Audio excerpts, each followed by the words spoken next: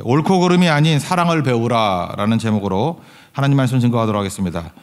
사람은 결코 홀로 존재하지 않습니다. 공생하는 것입니다. 그래서 생태계, 공동체 이런 게 있다 그랬죠. 서로 주고받는 영향이 있습니다. 좋은 영향도 주고받고 나쁜 영향도 주고받습니다. 여기 보니까 지도자의 죄악들이 나오는데 지도자가 악한 것이 백성에게도 악함으로 전달이 되고 또 반대도 가능하다고 생각을 합니다. 당시는 여로밤 2세 때입니다. 모든 게 부유하고 부강하고 물질적인 풍요가 있을 때였습니다. 아마도 알겠죠. 이 지도자가 잘못하고 있다는 거. 그렇지만 백성들이 저항하지 않았습니다. 묵인하고 어쩌면 동조까지 했습니다. 이유가 뭐냐? 넉넉하기 때문에 그렇습니다. 참 묘합니다. 아무리 잘못된 것이라 할지라도요, 이렇게 먹고 살만하고 먹을 그 물질이 돈이 좀 많아지면은 저항력이 사라져 버립니다. 그래도 뭐 먹고 살만하니까. 그러면서 넘어가고 하다가 몽창 다 망한다는 거예요. 그죠? 지도자와 백성이 한꺼번에 다 무너지게 된다. 그래서 우리가 넉넉하다 그럴 때가 참 위험할 때입니다. 그죠? 이거는 죄도 보지 못하고 잘못된 길을 가는 것도 깨닫지 못할 때가 많이 있다는 것입니다. 병도 그런 거 아닙니까? 뭐 이렇게 증상이 있으면 좋은 거죠. 근데 증상이 아무것도 없는 병 그렇게 무섭다 그러잖아요. 뭐 간 같은 거, 그죠? 아픈지도 모르는데 갑자기 갔더니 말기다 뭐 이러는 거 아니에요? 우리 인생이 그렇다는 것입니다. 이렇게 느낌이 안 오는 거예요. 물질적으로 풍요해지면. 그래서 마지막에 지도자 백성들이 한꺼번에 무너지는 시대가 온다. 이래서는 안 되겠다. 뭐 그런 말씀이겠죠. 이스라엘 백성들이 하나님께 등을 돌렸습니다. 이 등을 돌렸다라는 단어가 패역이거든요. 패역했다. 등 돌렸다 그런 뜻이에요. 뭐 배신했다 그런 거거든요. 하나님께서 승리를 주신 모든 장소가 우상숭배의 장소로 변화가 됐다라는 것입니다. 왜 이런 일이 벌어집니까? 하나님을 아는 지식이었기 때문에 그래요. 지식이 뭐죠? 체험이라 그랬죠. 하나님과 함께 승리했던 그런 체험의 장소를 다 우상숭배지로 바꿔버렸다라는 것입니다. 이게 말이 되느냐? 뭐 이런 얘기죠. 왜 이런 일이 벌어졌어요? 이렇게 패역하게 된 일. 너무 부유해지니까 그냥 사람이 정신이 몽롱해져 가지고 다 잃어버리게 되었다. 그런 겁니다. 1절과 2절 읽겠습니다. 시작. 제사장들아 이를 들으라. 이스라엘 족속들아 깨달으라. 왕족들아 귀를 기울이라. 너에게 심판이 있나니 너희가 미스바에 대하여 올무가 되며 다볼에 친 그물이 됨이라. 패역자가 살육죄를 깊이 빠졌음에 내가 그들을 다 벌하노라. 패역자가 뭐예요? 하나님께 등을 돌렸다 그런 뜻인데 그 장소를 가지고 지금 메시지를 주고 있다라는 것입니다. 미스바, 다볼 이런 데는 하나님께서 그들에게 승리를 주시고 축복을 주셨던 장소거든요. 근데 거기에 우상숭배라면 어떡하느냐? 그러니까 이건 이스라엘 백성들은 이 지명이 주는 장소의 의미를 아는 거죠. 이 당시에 몰랐을 수도 있죠. 하도 하나님을 떠나가지고. 미스바 그러면 어떤 곳이에요? 미스바라는 이름 뜻은 망대라는 뜻이거든요. 망대라는 뜻인데 여호수아 11장에 보면은 이게 북쪽을 정벌 하잖아요. 북쪽 그 왕들의 연합. 그 중에 대표가 하솔 왕 야빈입니다. 하솔의 왕 이름을 야빈이라고 불러요. 애굽의 왕 이름을 바로로 부르듯이. 그래서 야빈이 계속 나오는데 야빈이라는 뜻은 그 하솔이라는 곳의 왕 이름이에요. 그래서 하솔 왕 야빈. 그래서 왜 이렇게 똑같은 이름이 많이 나오냐 그러면 오해하지 마십시오. 왕 이름이라니까. 파라오 같이 바로 같이 왕 이름이라고요. 그 북쪽에 있는 연합군들을 다 물리쳤습니다. 승리했습니다. 그래서 승리했던 그 장소가 어디냐면 거기가 미스바라는 거예요. 미스바. 그러니까 하나님께서 이스라엘의 북쪽 전체를 다 주신 게 그 승리를 주신 게 미스바인데 거기서 우상숭배를 하냐? 미스바도 기억 못해? 그런 거죠. 또 미스바 또 하나 기억되는 게 뭐죠? 사무엘상 7장에 넘어오면은 사무엘이 이스라엘 백성들이 블레셋의 학정 가운데 고통받고 있었는데 거기서 예배 드릴 때 이스라엘을 공격하잖아요. 블레셋이. 그때 승리를 거뒀죠. 거기다가 돌비석 세우면서 에벤에셀 이렇게 되었죠. 하나님께 여기까지 우리를 도우셨다. 그 장소가 어디예요? 미스바라니까 미스바. 그래서 미스바는 대승리 뭐 이런 거 대승리 그런 것을 거둔 거. 그러니까 미스바의 기억은 두 가지죠. 그 가나안 땅에 들어갔을 때 북쪽 전체를 차지했을 때의 기념비 미스바. 그리고 사무엘 이제 왕정 시작되기 직전에 블레셋의 오랜 기간 동안의 학정 가운데 있을 때 하나님께서 큰 승리를 주신 곳 그 미스바. 거기서 에벤에셀이 나왔다니까. 에벤에셀 비석을 세우면서 승리를 주셨다. 그런데 그 장소를 우상숭배지로 만드느냐? 이게 말이 되느냐? 뭐 이런 거죠. 그러니까 이거 기억해야 된다는 거예요. 하나님 아는 지식이 없으니까 처음 했던 것들을 다 놓쳐버린다. 또 하나 다볼이라고 나오는데 다볼은 사사기 4장에 나오죠. 거기 보면은 여기도 똑같아요. 하솔 왕 야빈이에요. 이때도 똑같이 이제 하솔 왕 야빈이 공격을 했을 때인데 그 군대 장관 시스라입니다. 시스라. 시스라. 되게 더러운가 봐. 이름이 시스라예요. 시스라. 외우기 쉽죠? 이게 군대 장관. 시스라 공격을 했습니다. 읽어드릴게요. 사사기 4장 3절 보니까 야빈 왕은 철병거 900대가 있어 20년 동안 이스라엘 자손을 심히 학대했다. 뭐 이런 말씀이 나옵니다. 자기 군대 장관 시스라를 동원해 가지고 막 공격을 했어요. 이때 이스라엘에 여자 사사가 있었죠. 드보라라고. 드보라가 그 자기 밑에 있는 군대 장관이 바락이거든요. 바락한테 이렇게 얘기합니다. 다볼산으로 가라. 그래서 그 하소랑 야빈을 크게 물리쳤던 곳이 어디냐? 다볼산이에요. 그래서 다볼산 그러면 생각이 뭐가 딱 들어야 되죠? 드보라의 승리. 드보라가 막 노래 부르고 막 하잖아요. 그게 다볼산이라는 거예요. 그러니까 다볼산 그러면 이스라엘 백성들은 알아야죠. 이거 드보라의 승리. 뭐 우리는 뭐 성경 잘 모르니까 모를 수도 있지만 다볼산이 승리의 장소거든요. 근데 거기에 우상 숭배지를 만드느냐 말이 되느냐 뭐 이런 거죠. 그러니까 우리식으로 얘기하면 우리도 지금 미스바 저기 식당 있잖아요. 식당 카페 미스바 거기서 밥 먹고 있잖아요. 그럼 여러분들 추억이 있을 거 아니에요. 이제 뭐 몇 년 지나고 나면 미스바에서 우리가 밥 먹고 기도하고 성경 공부했던 기억이 있다. 거기서 내 믿음이 세워졌던 기억이 있다. 근데 어느 순간인가 미스바에서 거기서 구술하고 있다 그러면은 여러분들 무슨 느낌이 들겠어요? 야, 이게 말이 안 되는 거지. 그죠? 미스바라는 장소에서 구술한다니, 우상숭배를 한다니 말이 되느냐? 뭐 그런 느낌이라는 거예요. 미스바 또 다볼. 그 앞부분에 있는 것도 한번 살펴볼까요? 4장 15절을 보면은 거기 뒷부분에 너희는 길갈로 가지 말며 베다엔으로 올라가지 말며 여호와의 사심을 두고 맹세하지 말지어다. 여기도 또 두 군데가 또 우상숭배지라고 나와 있는 건데 길갈은 어느 곳입니까? 이스라엘 백성들이 요단강을 건넜습니다. 이렇게 언약궤가 가운데 들어갈 때 강이 쫙 갈라져 버렸죠. 그래서 걸어서 건너가게 되었습니다. 그때 뭐라고 얘기해요? 거기서 돌멩이 주워와라. 그 12지파니까 하나씩 주워와. 그 12개 돌멩이를 가져다가 길갈에다 세웠죠. 길갈이 뭐죠? 굴러갔다 그런 뜻인데 수치가 다 굴러갔다. 그러면서 여호수아 4장 20절에 보니까 19절 뭐 20절 그쪽에 보니까 21절 너희 후손들이 아버지에게 묻기를 이 돌들이 무슨 뜻이에요? 이렇게 물으면 4장 22절에 하나님께서 이스라엘이 마른 땅을 밟고 요단강을 건너게 하셨다. 하나님이 승리를 주셨다라고 말해주라는 거예요. 그게 길갈의 돌 아니에요. 길갈.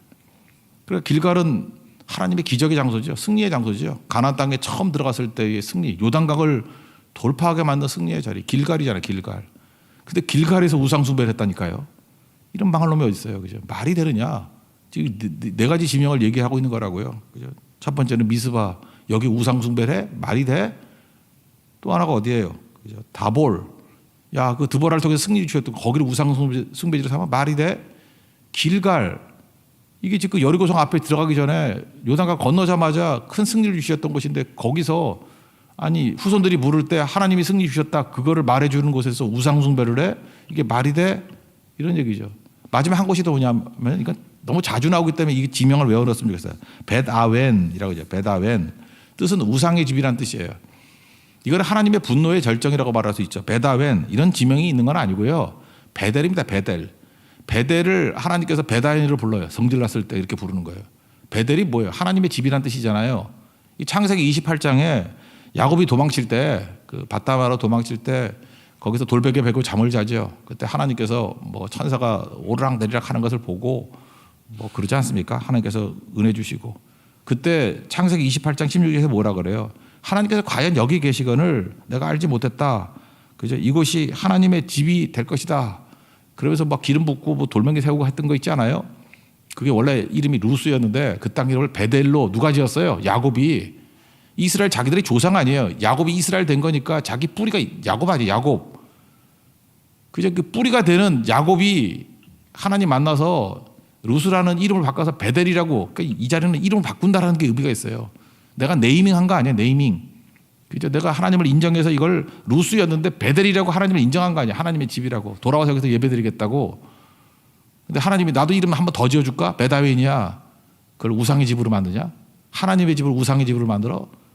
그래서 베델이라고 부를 때 하나님께서 베다웬이라고 부르는 거예요. 우상의 집이라고. 이게 남북이 갈라지게 됐을 때 북쪽에 첫 번째 왕이 여로보암이죠. 남쪽에 예루살렘으로 다 예배 가니까 우상 만든 데가 두 군데죠. 단하고 베델. 그때 하나님이 열받아가지고 모든 거 그러잖아요. 나쁜 놈 할 때 하나님의 욕이 뭔지 알아요? 여로보암의 길을 걸었느니라 그거예요. 여로보암 나쁜 놈 그런 거예요. 여로보암은 똑같네 그런 거죠. 그게 뭐예요? 베델에다가 우상숭배지를 만들었다고. 단과 베델. 이게 말이 되느냐 이런 얘기죠. 그러니까 하나님께서 지금 분노하고 있다 뭐 그런 얘기입니다. 체험적 지식을 다 놓치고 이게 말이 되느냐. 여기서 지식이라는 것은 부부관계 안다라는 거지. 야다라는 게 그런 거 안다 그랬죠. 너도 내가 너희를 알듯이 너도 나를 알아야 된다. 서로 알고 있다. 그러니까 뭐예요? 우리가 남편이고 아내인데 이런 짓을 하는 게 말이 되느냐. 음행이다 그런 거죠. 3절 다 같이 읽겠습니다. 시작. 에브라임은 내가 알고 이스라엘은 내게 숨기지 못하나니 에브라임아 이제 내가 음행하였고 이스라엘이 더러워졌느니라. 그러니까 이게 말도 안 된다 뭐 이런 말씀을 하고 있는 하나님의 아픈 마음을 보여주고 있다라는 것입니다. 그럼 이렇게 등 돌린 패역하게 된 문제가 뭐냐? 두 가지로 말하고 있어요. 하나는 음란한 마음이고 또 하나는 교만이다. 4절 5절 한번 읽겠습니다. 시작. 그들의 행위가 그들로 자기 하나님에게 돌아가지 못하게 하나니 이는 음란한 마음이 그 속에 있어 여호와를 알지 못하는 까닭이라. 이스라엘의 교만이 그 얼굴에 드러났나니 그 죄악으로 말미암아 이스라엘과 에브라임이 넘어지고 유다도 그들과 함께 넘어지리라. 여기 음란한 마음 그런데 마음이 그 원어를 보니까 루아흐가 뭐예요? 그 영이죠. 성령. 그러니까 이걸 음란한 영으로 읽어야 되죠. 음란한 영. 음란한 영이 뭡니까? 제가 주석 같은 데 보니까 이게 밖을 향해서 뛰쳐나가려고 하는 마음. 그러니까 쉽게 말해 바람났다 그러는데 거기 주석에 이렇게 돼 있다. 발정났다 그러면 이해가 돼요? 그 어떤 아내가 발정이 났어. 발정이 나가지고 잠깐 바깥으로 뛰쳐나가는 거야. 그게 고멜이 그랬죠. 발정 났다란 말이 제일 좋은 것 같아요. 발정 나가지고 남편은 저버려두고 어디를 가는 거야 지금. 그러니까 이 영적인 이 음란한 영은요 격동시킨다는 거예요.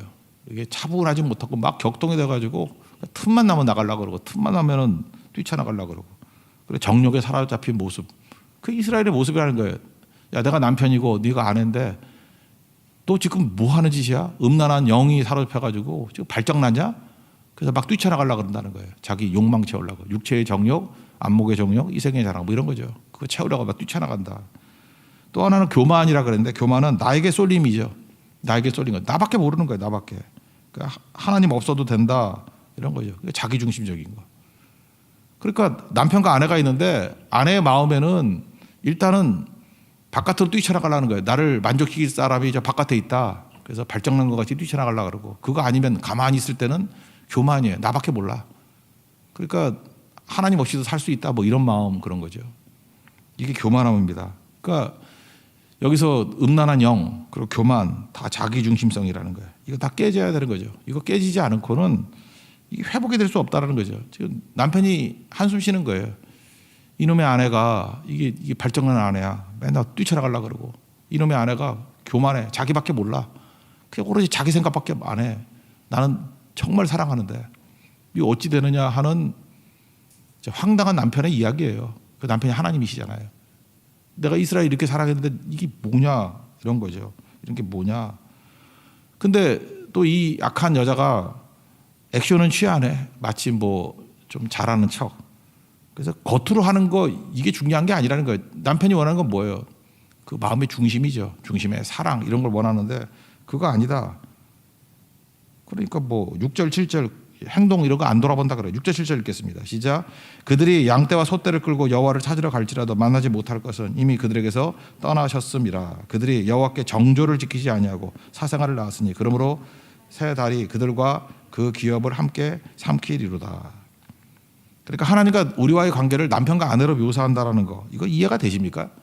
이 부부 문제 부부는요 옳고 그름이 최종 기준이 아닙니다. 저도 이제 철없을 땐 옳고 그름이 기준인지 알아서 가정의 기준이. 부부는 옳고 그름이 최종 기준이 아닙니다. 그래서 뭐 텔레비전을 보려 그러면은 만약에 이게 시국이 좀 이렇게 어려운 시국이에요. 그러면 뉴스를 봐야 되잖아요. 그러면 뉴스를 보는 게 옳죠. 옳고 그름을 따진다 그러면 제가 아무리 생각해도 제가 항상 옳았던 것 같아.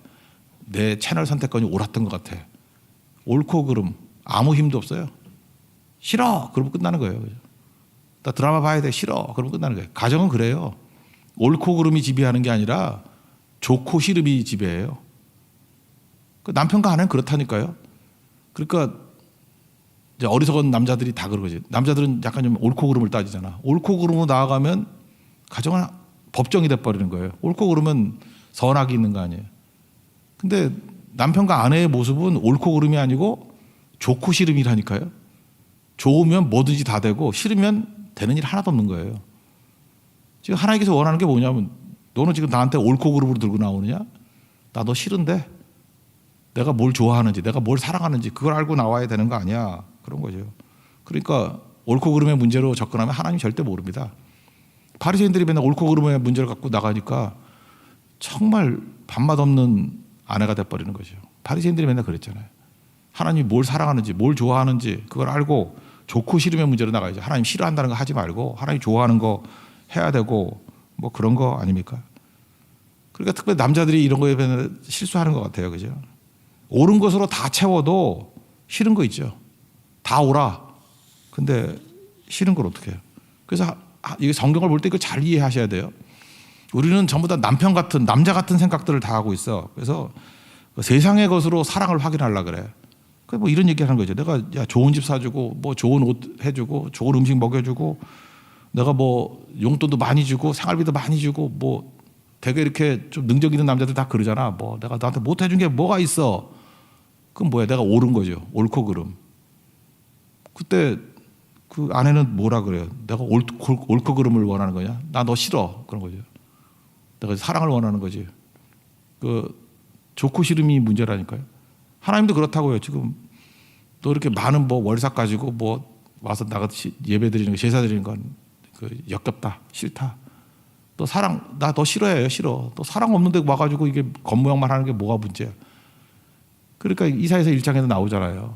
그러니까 이 남편과 아내로 묘사됐다는 것은 굉장히 중요한 개념이라는 것입니다. 그러니까 우리는 조건, 우리 잠깐 이렇게 세상으로 확인하려고 그래요. 신앙생활이 뭔지 알아요? 여러분들 건강할 수도 있고 병들 수도 있고 부자일 수도 있고 가난할 수도 있고 뭐 그렇잖아요. 여건이 젊을 수도 있고 늙을 수도 있고 뭐 여건이 맨날 변하는 거 아닙니까?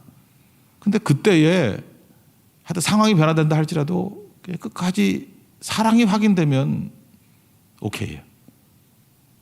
우리는 이게 고난 중에 잠깐만 사랑이 확인된다 그러는데 잘 될 때도 사랑이 확인되면 좋은 거죠. 뭐 너무너무 잘 되는데 나는 이런 물질적인 것보다도 당신이 좋아. 그러면 그게 끝나는 거예요. 하나님이 좋아. 하나님을 사랑해. 그거 끝나는 거 아니에요? 또 고난 중에도 끝까지 남아가지고 나는 하나님 사랑해. 그게 남편과 아내라니까요.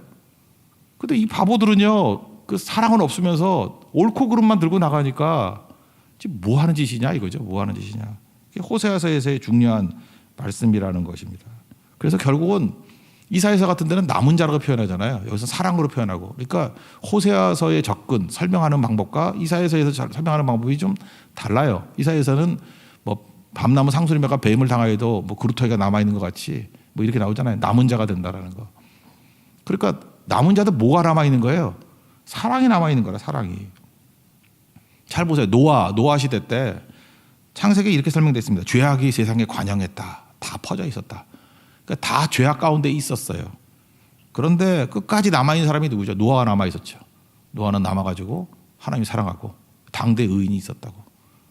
그러니까 그건 남은 자라고 표현하잖아요. 뭐가 남아있었어요? 하나님에 대한 사랑이 남아있었던 거죠. 아브라함도 마찬가지 아닙니까? 갈대아 우르에서 모든 사람이 다 우상 숭배를 할 때 하나님의 음성을 듣는 한 사람이 남아있었어. 그게 아브라함 아니에요? 그 아브라함 사랑 확인된 거죠. 그 남은 자라고 표현하는 거죠. 다니엘과 친구들도 마찬가지 아닙니까? 다 바벨론의 포로로 끌려가가지고 다 절해. 그 엘리트 때 뽑아놨는데 다 절해.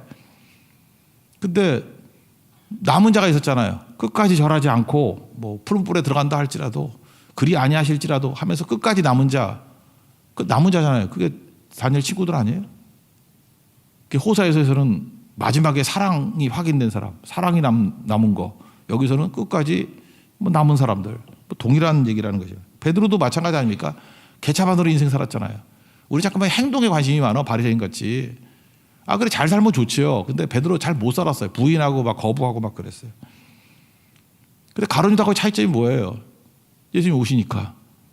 너 나 사랑하니? 그 호세아서에 나온 남편 같은 얘기 아니에요. 너 나 사랑하니?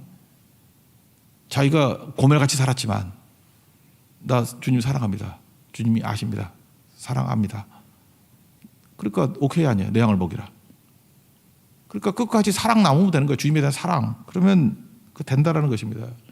그러니까 어려워도 끝까지 떠나지 않는 사람. 여러분 인간관계 맺어보면 그렇지 않아요? 보면 진짜 나이스해요. 다 잘해줘. 뭐 때마다 선물해주고 때마다 인사하고 다 좋아. 근데 확실한 건 사랑하진 않아. 그게 뭐예요? 무슨 뇌물 바치는 거야?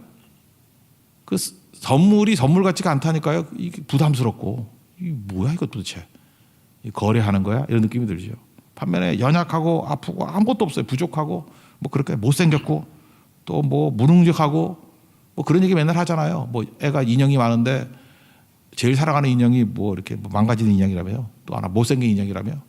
물어봤더니 내가 사랑 안 하면 이제는 사랑할 사람이 아무도 없기 때문에. 사랑은 그런 거예요. 사랑은 그런 거라고. 그게 사랑이죠. 끝까지 남는 거. 그러니까 여러분 옳고 그른 거 잠깐만 옳고 그른 거 하려니까 힘 가지려고 그러고 뭐 잠깐 이런 거 하는데 아무것도 없어도 괜찮아요. 사랑하면 되니까 사랑 하나 하면 난 주님 내가 병들어도 주님 사랑합니다. 가난해도 주님 사랑합니다. 뭐 어떤 상황이 와도 불에 들어가도 주님 사랑합니다. 그러니까 사랑 나오면 되는 거예요. 그러면 주님께서 그걸로 오케이라고 우리 인생이 이걸 모르는 거죠 이거를. 근데 사랑 아니면 뭐가 되죠? 맨날 사랑을 이용해가지고 뭐 사줄래? 핸드백 사줄래? 뭐 사줄래? 뭐 이러면은 그 기분 되게 나쁘죠. 이게 뭐야? 거래하자는 거야? 돈 때문에 이러는 거야? 그런 거잖아요. 하나님 똑같다라는 거예요. 이해를 못하니까 잠깐 성경만 읽으려고 그러지 말고 남편과 아내로 놓고 보라고요. 옳고 그르면 문제가 아니라 사랑의 문제라니까요. 이거는 좋아하고 싫어하고의 문제라니까요. 끝까지 사랑하고 끝까지 좋아하면 그게 남은 자고 그게 사랑하는 자라니까요. 주님 그걸 원하시는 거죠. 이거하고 비슷한 좀 통쾌한 시가 하나 있더라고. 그 이우걸이라는 분인데 뭐 46년생이세요. 그러니까 좀 어르신이신데 팽이라는 시가 있어요. 하다 읽어보면 이런 거예요. 쳐라 이런 거예요. 쳐라. 팽이 이렇게 나무로 옛날 깎아서 만드는 게 있어요. 쳐라. 가혹한 매여 무지개가 보일 때까지. 옛날에 제가 어렸을 때 그 문방구에서 팔았어요. 이렇게 나무로 된 거. 그럼 거기다가 철심을 박아야 돼. 잘 박아야 돼. 센터를 위에다 하나 박고 밑에다 하나 박고. 좀 연세 드신 분들은 아시면 안다고 좀 표정을 줘요. 알죠 그거. 예. 그거 동네에서 그 장인 되는 형이 있어. 그거 센터를 잘 잡아야 돼. 그래야 팽이가 잘 돌아. 그 이렇게 미숙한 초등학교 1, 2학년 애가 막 하면은 팽이 돌지도 않아. 중심을 잘 잡아야 돼. 그래서 그 형한테 이렇게 좀 풀빵 100개 갖다 주면서 좀 이거 해주세요. 그러면 잘해줘. 그죠? 그 다음에 위에다가 예쁘게 만들려고 크레용이 있었잖아요. 크레용. 거기다 막 그림도 그리고 했었어. 저도 막 떡으로 갖다 바르고. 그리고 차라 하면은 이게 도면요. 그 크레용 발라놓은 게 무지개색을 빗대요. 누가 예쁜가. 얻어 터져야 무지개가 나와. 얻어 터져야. 팽이가 그 얘기예요. 얻어 터져야 무지개가 나온다고요. 그리고 또 쳐라. 그런 얘기 하잖아요. 그래야 내가 곳곳하게 설 수 있다고. 이거 치지 않으면 팽이 넘어져 버리잖아요. 지금 이거예요. 맞기를 원하는 사람이 누가 있어요? 맞는 게 목적이 아닌 거죠. 사랑이 이런 거라는 거예요. 팽이 같다라는 거예요. 하나님께서 나를 사랑의 채찍을 내리쳐가지고 나를 아름답게 우리 사랑의 무지개가 나오기를 원하는 거고 또 얼마든지 쳐주십시오.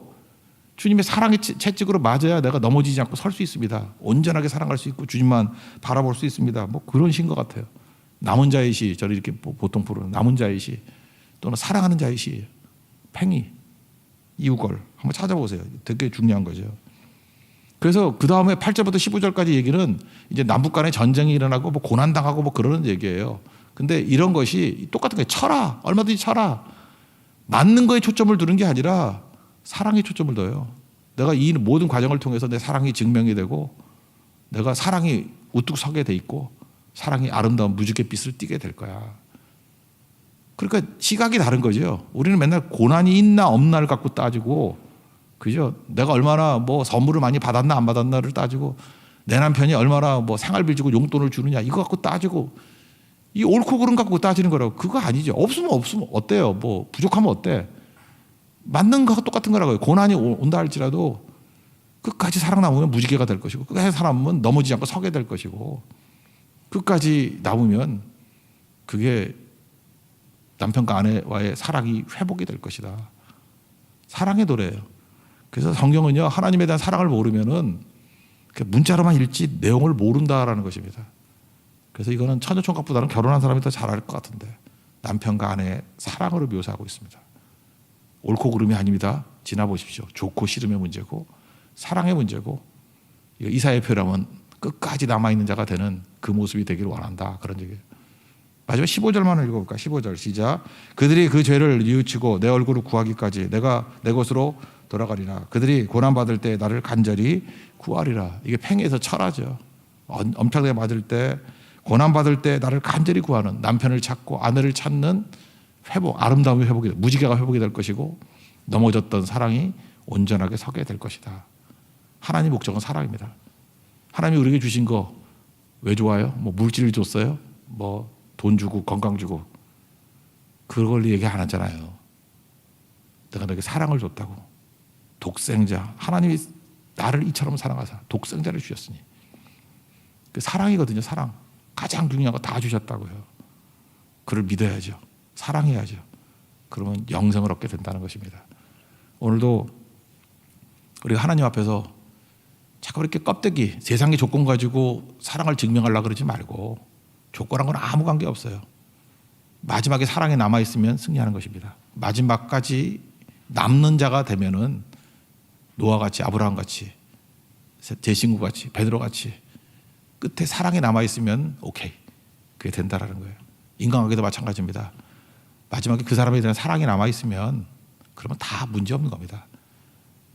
옳고 그름 배우지 말고 사랑을 배울 줄 아는 믿음의 종 되기를 축원합니다. 자리에 일어나겠습니다. 내려놓음 찬양하겠습니다.